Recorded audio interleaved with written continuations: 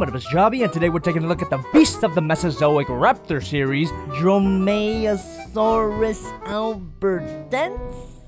I'm pretty sure I got that right, but regardless, it means running lizard apparently. And this figure comes to us from a Matt Lombardo. Thank you very much for sending this figure to my P.O. Box 329 North California 90691. And if you guys saw my fail box video where I received this figure, you would know that Matt Lombardo is an aspiring paleontologist. And Mr. Lombardo, I genuinely hope that you continue to pursue your dream and eventually achieve it, because God knows that I didn't. You see, when I was growing up, I was a really big dinosaur nerd. I think the first thing I ever drew was a T-Rex. Well, a 5-year-old's interpretation of a T-Rex. But as you all know, I've since moved on to bigger and better things. I studied up on and loved dinosaurs so much that it got to the point that when the teacher would pass around those pointless "what do you want to be when you grow up" assignments, I put down paleontologist. And that was my dream for a good several years, until I found out that it was a physically demanding job, and then I switched to film director. And that dream eventually became an animator because I knew how to draw. But once I discovered aspiring animators usually end up serving coffee to overworked degenerates, I dropped out of college and became this shell of a person you see today. What the fuck do we have here? This figure is part of the Beast of the Mesozoic toy line, which was a Kickstarter project by a David Silva. And David Silva is a guy who sculpted several figures for NECA, including some figures that we reviewed on this channel. Links in the description as always. And his aim for the Beast of the Mesozoic line was to produce high quality and scientifically accurate dinosaur figures. And I'd say that Kickstarter money paid off, because the painting and the sculpting on this figure is awesome. Although I have to admit, I'm not the biggest fan of feathered dinosaurs. And as some of you will correctly point out, that just means I'm not a big fan of reality, which seems about right. But when I really look into this figure, it looks like a Jurassic Park style raptor, just with adorable fluff. It almost seems like our collective consciousness can't divorce itself from the Jurassic Park designs. I mean, they're so iconic, and no wonder.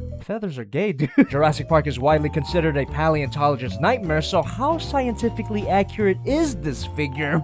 If it's not scientifically accurate, at least it's accurate to the beautiful artwork you see on the box. And this piece was done by a Sarah Richard. Thank you so much for being awesome. And the bright, warm colors you find in this painting and on the figure itself is based on the American Kestrel, further cementing this dinosaur's look as an adorable piece of shit. And it's very important to note that behind this piece of artwork, you do get some instructions for the figure, and these instructions delve a little bit into the figure's accessories. First and most obviously, you get this beautifully painted and sculpted stand. Combined with this ball-jointed rod and ball-jointed clip combo, you produce the only means of standing this figure up.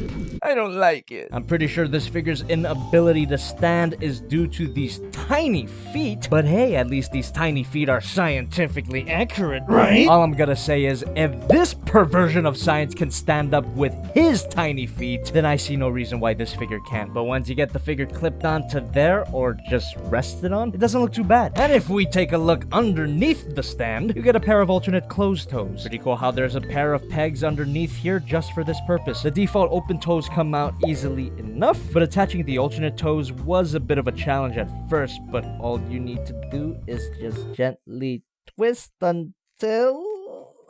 And honestly, I could barely tell the difference, despite the figure's constant fumbling over. I can't say it feels cheap. Matter of fact, the figure feels very high quality. Most of the figure here is made out of a slightly flexible plastic. Reminds me of the material that NECA figures are made out of, which makes sense considering David Silva. And that material just means that in regards to this figure, paint chipping and breakage are mere myths, just like the existence of dinosaurs. The joints seem solid though, which guarantees that this figure can hold a pose. Mouth can open, ball joint at the tongue, ball joint at the head, every ball joint can be, allows it to look up that far and look down that far, side to side and up and down at the base of the neck, rotation at the shoulder, arm moves out, bend at the elbow, hinge joint at the wrist, ball joint at the waist, and that allows for a slight arc at the back and a slight crunch. Every ball joint can kind of be. The hips are technically at a ball joint, but they're so limited that they act as a standard rotation, and they do allow for a pathetic spread. Bend at the knee, swivel here, hinge joint at the ankle, that is the ankle, right? Hinge joint at the toes, and the famous sickle toe has its own rotation. I guess you could consider this a pivot. Swivel at the tail, and from the base of the tail you can remove it, and that allows you to adjust the tail's position. Hinge joint here, ball joint here, every ball joint, and the rest of the tail is made out of bendy wire, which allows for seemingly unlimited tail poseability. I've seen this figure described as hyper-articulated,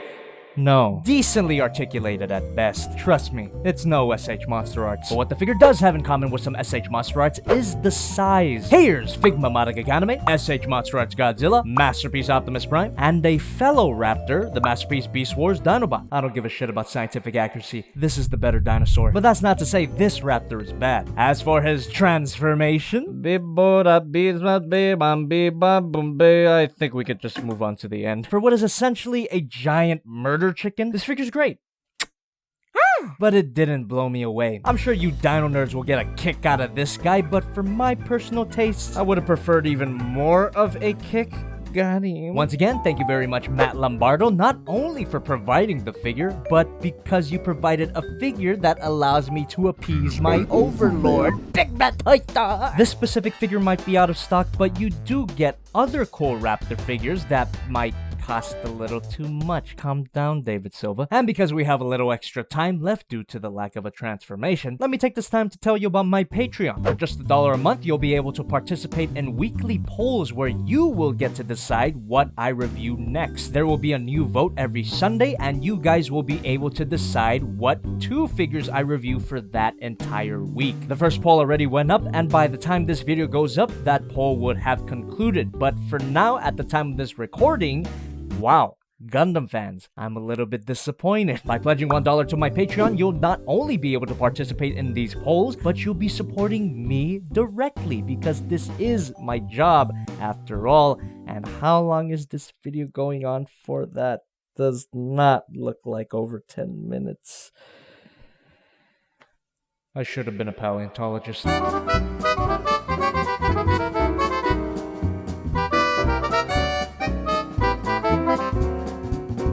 So for next time, you won't get the elevator music again.